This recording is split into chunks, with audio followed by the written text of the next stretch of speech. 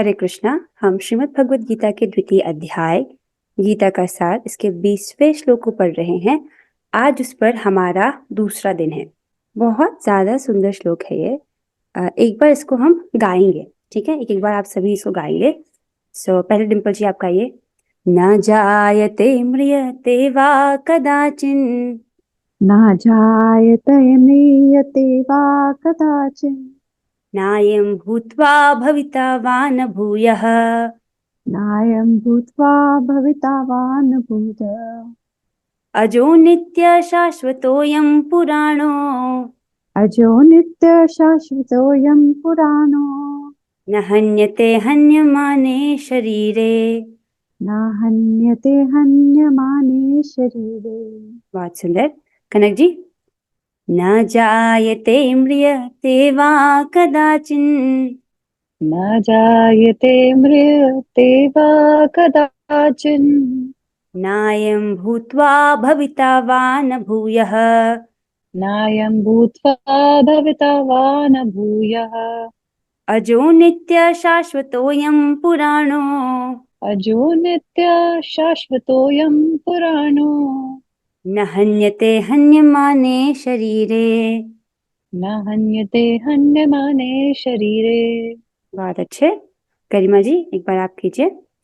न जायते म्रियते वा कदाचिन् न जायते म्रियते वा कदाचिन् नायं भूत्वा भविता वा न भूयः नायं भूत्वा भविता वा न भूयः अजो नित्य शाश्वतोऽयं पुराणो अजो नित्यः शाश्वतोऽयं पुराणो न हन्यते हन्यमाने शरीरे।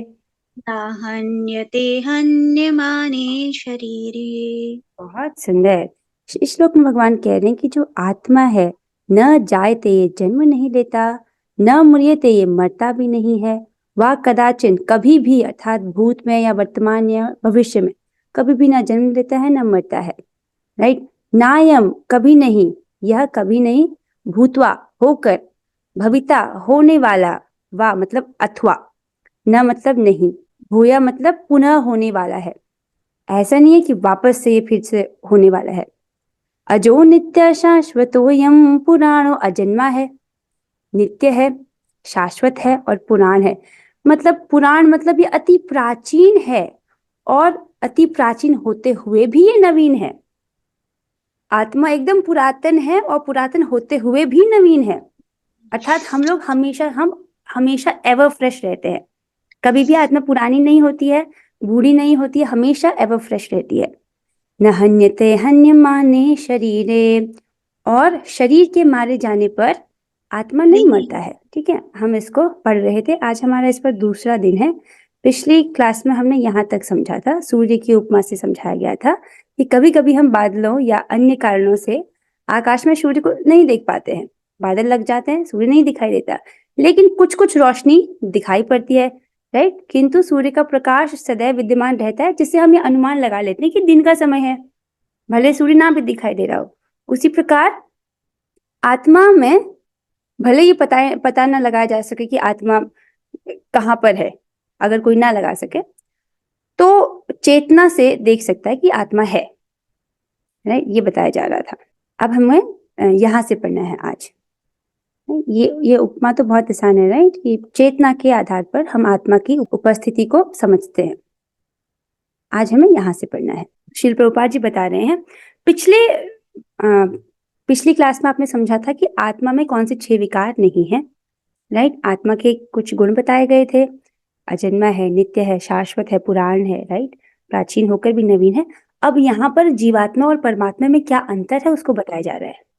राइट। आत्मा और परमात्मा गुणात्मक दृष्टि से एक ही है, in terms of quality. Right. अब उनमें क्या अंतर है उसको भी बताया जा रहा है। किंतु जीव की यह चेतना परमेश्वर की चेतना से भिन्न है। जीवात्मा की जो चेतना है वो परमेश्वर की चेतना से अलग है, क्योंकि क्योंकि परम चेतना तो सर्वज्ञ है। जो भगवान की चेतना है वो सर्वज्ञ अर्थात सब कुछ जानती है, चाहे भूत हो, वर्तमान तथा भविष्य के ज्ञान से पूर्ण है। व्यष्टि जीव की चेतना विस्मरणशील है। क्या अंतर है परमात्मा की चेतना में और जीवात्मा की चेतना में? जो परमेश्वर है उनकी चेतना क्या है? सर्वज्ञ है। सर्वज्ञ मतलब सब कुछ जानती है और इवन समय में भी सब कुछ जानती है, चाहे वो भूत हो, वर्तमान हो, भविष्य हो, इन तीनों के ज्ञान से पूर्ण है। लेकिन जो व्यष्टि जीव है, जो आत्मा है, उसकी चेतना विस्मरणशील है, अर्थात विस्मरण का अर्थ होता है भूलना, राइट? वो भूल जाता है। जब वह अपने वास्तविक स्वरूप को भूल जाता है तो उसे कृष्ण के उपदेशों से शिक्षा तथा प्रकाश और का बोध प्राप्त होता है। बहुत इंटरेस्टिंग है, आत्मा कैसे भूल जाता है? हम बहुत आसानी से इसको पढ़कर निकल सकते हैं, राइट? कि हाँ, आत्मा भूल जाता है, उसके बाद वो कृष्ण के उपदेशों अर्थात भगवद गीता से शिक्षा प्राप्त करता है, तब उसको प्रकाश प्राप्त होता है, मतलब ज्ञान प्राप्त होता है। जबकि हमने पढ़ा था क्लास में कि आत्मा क्या है? ज्ञानमय है। तो आत्मा का ज्ञान कैसे आत्मा अपने ज्ञान को कैसे भूल जाता है, राइट? ये नहीं सोच रहे हो आप? अगर आपको ऐसा लग रहा है कि भगवत गीता में भगवान सेम बातें बोल रहे हैं, इसका मतलब ये है कि आप उन सूक्ष्म बातों को नहीं समझ पा रहे हो जो भगवान कहना चाह रहे हैं, राइट? क्योंकि भगवत गीता गीतोपनिषद है और उपनिषदों में पुनरावृत्ति का दोष नहीं होता, कोई भी चीज रिपीट नहीं होती है। भगवत गीता में एक श्लोक भगवान 2 बार कहते हैं, वो मनमना भव मद भक्तो मद्याजी माम नमस्कुरु, राइट? अब यहाँ पर अगर आपको बात एक जैसी भी लग रही है, इसका मतलब ये है कि कुछ सूक्ष्म बातें बोल रहे हैं भगवान, उनको पकड़िए, राइट? उनको पकड़िए। सो यदि वे ऐसे होते तो उनके द्वारा दिए गए भगवत गीता के उपदेश, हाँ, यहाँ पर बोला जा रहा है कि अगर जीव की चेतना और भगवान की चेतना एक जैसी होती, जीव की चेतना कैसी है? विस्मरणशील, वो भूल जाता है, भुलक्कड़ है, राइट? और भगवान ऐसे नहीं है। अगर भगवान ऐसे होते तो भगवत गीता का क्या महत्व होता? भगवान की चेतना कैसी है? सर्वज्ञ, सब कुछ जानती है और भूत, वर्तमान और भविष्य के ज्ञान से पूर्ण है, राइट? अभी देखो यहाँ पर बताया जा रहा है, जैसे आत्मा, जो जीवात्मा की चेतना भगवान परमेश्वर की चेतना से भिन्न है। I hope this is clear. अब थोड़ा सा समझते हैं। अगर आप कुछ बहुत सटल बातें हैं जिनको कैच करना है। अभी समझाया गया था कि आत्मा क्या है? ज्ञानमय है, सच्चित आनंद है, राइट? भगवान का अंश है। अब ये भूल क्यों जाता है? इस श्लोक में क्या बोला गया था? यहाँ देखो, जब वह अपने वास्तविक स्वरूप को भूल जाता है। अच्छा, भूल कैसे जाता है? कैसे भूल जाता है, राइट? सो देखिए, ये भगवान की बहिरंगा शक्ति के प्रभाव से। ये कौन से जीव भूलते हैं? बद्ध जीव। 2 प्रकार के जीवात्मा होते हैं, एक नित्य सिद्ध और नित्य बद्ध। तो जो नित्य बद्ध जीव हैं, जो माया के प्रभाव में है, भगवान की बहिरंगा शक्ति अर्थात माया शक्ति के प्रभाव से वो अपने आप को भूल जाते हैं, राइट? तो वास्तविक अहंकार क्या है आत्मा का? कि वो भगवान का सेवक है। लेकिन माया ये थोप देती है कि तुम ये शरीर हो, नहीं? तो ऐसा समझने लगता है कि आत्मा, मैं ये शरीर हूं।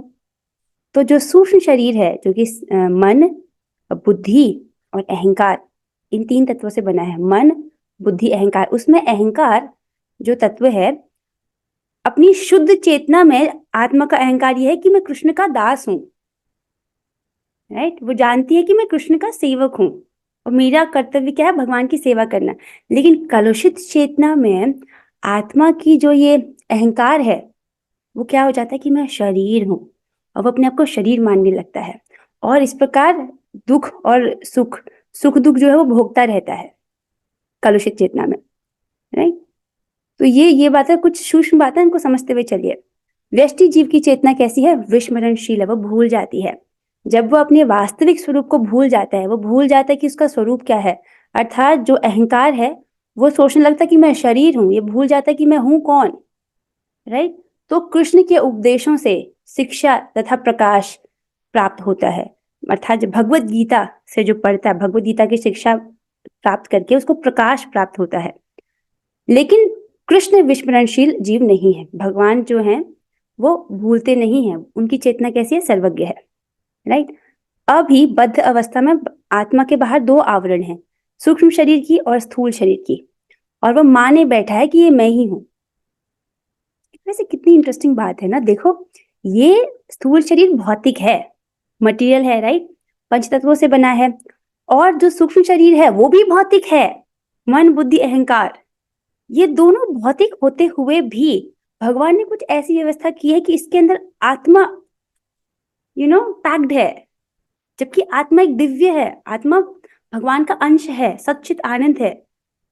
वो दिव्य होते हुए भी भगवान ने इन दोनों के अंदर पैक कर रखा है उसे।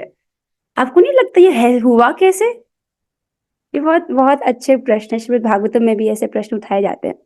तो अभी के लिए ऐसा इसलिए है क्योंकि भगवान की बहिरंगा शक्ति के प्रभाव के द्वारा माया की जो चेतना है वो कलुषित प्रतीत होती है और वो अपने आप को शरीर माने बैठी रहती है और इस शरीर में आने वाले सुख दुखों को भोगते रहती है। वैसे आत्मा के बाहर दो आवरण हैं, सूक्ष्म शरीर का और स्थूल शरीर का। हमें क्या करना है ये सब जान करके? जो आवरण है जो सूक्ष्म शरीर का, राइट, मन बुद्धि अहंकार, राइट, उस जो चित्त है वो कलुषित है, उसको पवित्र करने का प्रयास करना है हमको। जब जो अहंकार है आत्मा का, वो ये सोचते बैठा है कि मैं शरीर हूँ, जैसे जैसे चित्त पवित्र होगा उसको अपना स्वरूप ज्ञान हो जाता है, तो वो वास्तव में है कौन। ठीक है, समझ आ रहा है ना? ठीक है। आत्मा के दो प्रकार हैं, एक तो अणु आत्मा और दूसरा विभू आत्मा। ठीक है, ये मुझे बहुत इंटरेस्टिंग लगा था। क्या आत्मा के दो प्रकार है? दो प्रकार के आत्मा होते हैं? फिर बताने कि एक तो अणु आत्मा अर्थात हम सभी जीव, और दूसरा विभू आत्मा। किसको कह रहे हैं? परमात्मा को कह रहे हैं, आत्मा और परमात्मा। कठोपनिषद में 1.2.20 में इसकी पुष्टि इस प्रकार हुई है।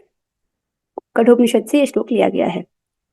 अणुर्अणीयान् महतो महीयान् आत्मस्य जनतो निहितो गुहायां तम क्रतु पश्यति वीत शोको धातु प्रसादान महिमान मात्मनः। क्या कह रहे हैं श्लोक में? परमात्मा तथा अणुआत्मा दोनों शरीर रूपी उसी वृक्ष में जीव के हृदय में विद्यमान हैं। उपमा दी गई है जैसे एक वृक्ष में दो पक्षी बैठे रहते हैं, उसी प्रकार इस शरीर रूपी वृक्ष में परमात्मा और अणुआत्मा दोनों हैं, दोनों शरीर रूपी उसी वृक्ष में जीव के हृदय में विद्यमान हैं। और उनमें से जो समस्त इच्छाओं तथा शोकों से मुक्त हो चुका है वही भगवत कृपा से आत्मा की महिमा को समझ सकता है, राइट। तो दो प्रकार की आत्मा कौन सी है? एक तो अणु आत्मा और विभू आत्मा। किसको कह रहे हैं? परमात्मा को ही कह रहे हैं, राइट। और ये दोनों ही जीव के हृदय में रहते हैं। और जो जीवात्मा है वो भोगने में इंटरेस्टेड है, अपने आप को शरीर समझ रहा है, इसीलिए तो इंद्रियों से सुख भोग करने का प्रयास कर रहा है और वो भोगों में इंटरेस्टेड है। लेकिन परमात्मा उसकी तरफ देखें कि कब ये मेरी ओर देखे, ऐसा भी वर्णन आता है। कृष्ण परमात्मा के भी उद्गम है, जैसा कि अगले अध्यायों में बताया जाएगा। अब देखो, पहले आपको जीवात्मा के बारे में बताया गया, फिर आपको बताया गया कि देखो जीवात्मा, पहले आपको ये समझाया गया कि परमात्मा और जीवात्मा गुणात्मक रूप से एक ही हैं क्वालिटी के पर्सपेक्टिव में। फिर आपको समझाया गया कि नहीं, एक अंतर है चेतना का, राइट, कि जो परमेश्वर है उनकी चेतना क्या है? सर्वज्ञ है। और आत्मा की चेतना कैसी है? विस्मरणशील है, वो भूल जाता है। कैसे? भगवान की बहिरंगा शक्ति के प्रभाव से, माया शक्ति के प्रभाव से। अब this is the third point जो बताया जा रहा है। पहले जीवात्मा, फिर जीवात्मा आत्मा में भेद बताया गया। अब आपको बता रहे कि कृष्ण और परमात्मा, राइट, इनमें क्या विशेष है। कृष्ण परमात्मा के भी उद्गम है। तो Krishna is the source of even परमात्मा। परमात्मा भगवान श्री कृष्ण के अंश हैं, राइट। जीव, परमात्मा, फिर भगवान। तो कृष्ण परमात्मा के भी उद्गम है, जैसा कि अगले अध्यायों में बताया जाएगा। और अर्जुन अणु आत्मा के समान है। तो कृष्ण बोल रहे हैं और अर्जुन सुन रहे हैं। अर्जुन कौन है? अणु आत्मा है या विभू आत्मा है? अणु आत्मा है, राइट।